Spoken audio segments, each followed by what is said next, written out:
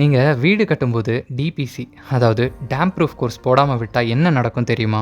சுவத்தில் ஈரப்பதம் வர்றது, பெயிண்ட் உறிஞ்சு வர்றது, பெயிண்டில் பபிள் ஃபார்ம் ஆகிறது, ஃபங்கஸ் ஃபார்ம் ஆகிறது, ஏன் உப்பு படிகிறது கூட நடக்கும். இதுக்கெல்லாம் முக்கியமான காரணமே கேப்லரி ஆக்ஷன் தான். கேப்லரி ஆக்ஷனா அப்படின்னா என்னன்னு கேட்குறீங்களா? ஆமாங்க, வாட்டருக்கு ஒரு ஹேபிட் இருக்கும். மண்ணில் இருக்கக்கூடிய ஈரப்பதம் சுவத்தில் இருக்க குட்டி குட்டி கேப்பில் இந்த வாட்டர் போய் தங்க ஆரம்பிக்கும். உதாரணத்துக்கு நான் இந்த டிஷ்யூ பேப்பரை இப்போ இந்த தண்ணி டம்ளர் மேலே வைக்கிறேன்.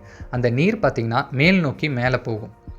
இதை தான் நம்ம கேப்லரி ஆக்ஷன்னு சொல்லுவோம். இந்த மாதிரி தான் உங்கள் பில்டிங்லேயும் நடக்கும். இதை தடுக்கிறதுக்கு தான் டேம் ப்ரூஃப் கோர்ஸ் போடணும். இது மட்டும் இல்லாமல் வால் அண்ட் ஃப்ளோர் ஜங்ஷன்லையும் ப்ராப்பரான வாட்டர் ப்ரூஃபிங் கெமிக்கல் போட்டிருக்கணும். டெரஸ் அண்ட் பாத்ரூமில் PU crystalline water proofing use பண்ணியிருக்கணும். டிபிசி எப்படி அப்ளை பண்ணுவாங்கன்னு பார்க்கலாம். அதாவது பில்டிங் ஸ்டார்ட் பண்ணுறதுக்கு முன்னாடியே டிபிசி போடுறது ரொம்பவே முக்கியம்.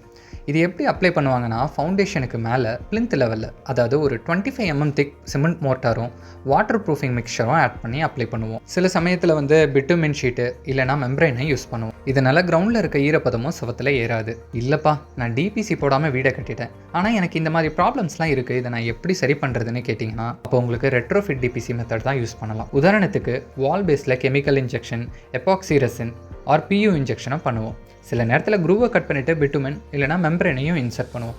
இது கொஞ்சம் காஸ்ட்லியரும் கூட, ஆனால் இது உங்களுக்கு ரொம்பவே டைம் எடுக்கும். இந்த மாதிரி இன்ஃபர்மேஷன் வீடியோஸை பார்க்க மறக்காமல் ஸ்கை பில்டர்ஸ் அண்ட் டெவலப்பர்ஸ் பேஜை ஃபாலோ பண்ணிக்கோங்க.